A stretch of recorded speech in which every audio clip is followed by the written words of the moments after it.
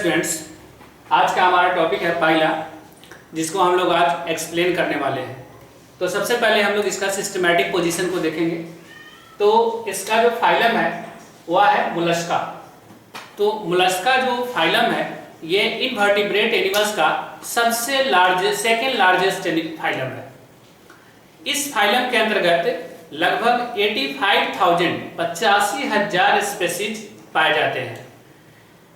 इस फाइलम के अंतर्गत वैसे इनवर्टिब्रेट एनिमल्स को रखा गया है जिसका शरीर जो होता है वह बहुत ही सॉफ्ट होता है, यानी कि कोमल शरीर वाले इनवर्टिब्रेट एनिमल्स, जैसे कि स्नेल्स, स्लग्स, मसल्स, क्लैम्स, उसके अलावा ओस्टर्स, टस्क सेल्स, स्क्विड्स, ऑक्टोपोड्स, इन सारे जीवों को जो है फाइलम मोलस्का के अंतर्गत शामिल किया गया है।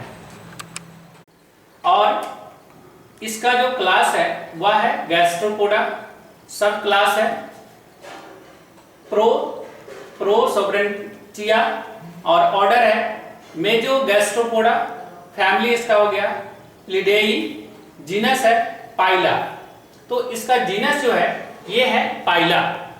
तो पाइला जो जीनस है इसके अंतर्गत जो पाए जाने वाले जीव होते हैं वह सभी एम्फीबियस होते हैं, यानी कि इस जीनस के अंतर्गत जितने भी जीव हैं वह सभी एम्फीबियस हैं, यानी कि उभयचर है। तो ये जो उभयचर होते हैं ये जल और स्थल दोनों जगहों पर रहने के लिए अनुकूलित होते हैं। इसके शरीर में रिस्पिरेशन के लिए पल्मोनरी सैक पाए जाते हैं। इस पल्मोनरी सैक के द्वारा यह एरियल रिस्पिरेशन कर सकता है, यानी कि हवा में यह सांस ले सकता है जब यह स्थलीय भागों पर रहता है। लेकिन जब यह पानी में रहता है तो इसके लिए जो है किटनेडियम या इसके अंदर गिल पाया जाता है। तो इस किटनेडियम के द्वारा यह पानी के अंदर भी रेस्पिरेशन आसानी से कर सकता है। और इसका स्पेसीज है ग्लोबोसा। तो ये उसका सिस्टमैटिक पोजीशन हुआ। तो स्नेल जो है यह धरातल पर अपने वेंट्रल मस्कुलर फुट के द्वारा लगभग 5 सेंटीमीटर प्रति मिनट की रफ्तार से रेंग सकता है। यह 5 सेंटीमीटर प्रति मिनट की रफ्तार से ये जमीन पर रेंगता है। लेकिन जब इसे हार्ड और ड्राई सरफेस मिलता है तब यह स्नेल एक फ्लूइड का सेक्रेशन करता है जिसे हम लोग स्लाइम कहते हैं। यह जो स्लाइम है यह सूखने के बाद सिल्वरी ट्रेल बन जाता है। इसका पूरा शरीर, स्नेल का पूरा शरीर जो होता है वह एक सेल हाउस, यानी जिसे हम लोग कवच कहते हैं, सेल हाउस के अंदर बंद रहता है।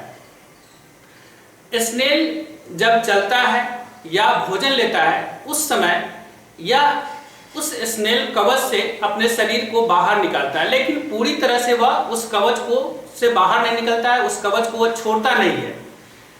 वह उस समय भी यह अपने पीठ पर इसको कैरी करते रहता है।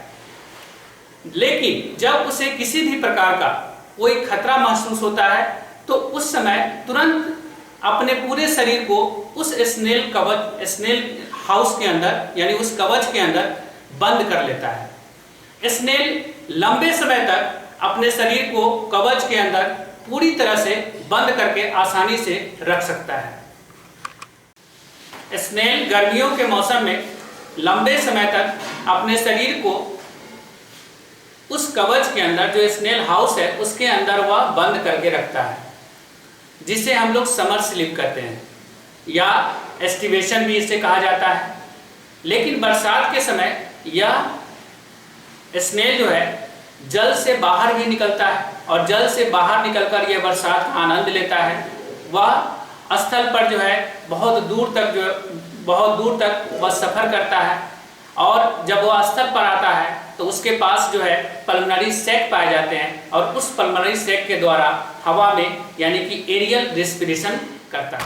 अब यदि हम इसके हैबिटेट की बात करें तो ये जो पाइला ग्लोबोसा है, तो पाइला ग्लोबोसा जिसे हम लोग स्नेल कहते हैं, इसे हम लोग एप्पल स्नेल के नाम से भी जानते हैं। पाइला ग्लोबोसा को हम लोग एप्पल स्नेल भी कहते हैं। तो यदि इसका हैबिटेट देखें तो ये उत्तरी भारत में पंजाब को छोड़कर लगभग सभी जगहों पर ये आपको देखने को मिलेंगे।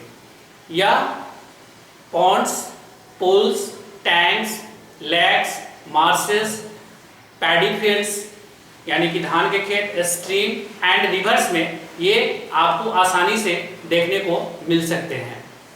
यह जलाशयों में ज़्यादा आपको देखने को मिलेंगे या यह ज़्यादातर उन जगहों पर आपको देखने को मिलेंगे जहां पर वेलिस्नेरिया और पिस्टिया के जैसे रसीले पौधे ज़्यादा पाए जाते हैं, क्योंकि ये जो पौधा होता है इसका मुख्य भोजन होता है और यह वेल्सियस ईटर प्राणी होता है, क्योंकि खाने के लिए यह खाने में बहुत आतुर होता है, ग्रीडी होता है। यह अपने रेगुलर टीथ के द्वारा जो पौधे को काटता है उसके जो छोटे छोटे पार्ट होते हैं उसको यह कंटिन्यू खाते रहता है। आप हमारे चैनल को सब्सक्राइब कर लीजिए, क्योंकि मैं बीएससी बॉटनी और जूलॉजी के सारे टॉपिक को एक्सप्लेन करने वाला हूँ। Thank you.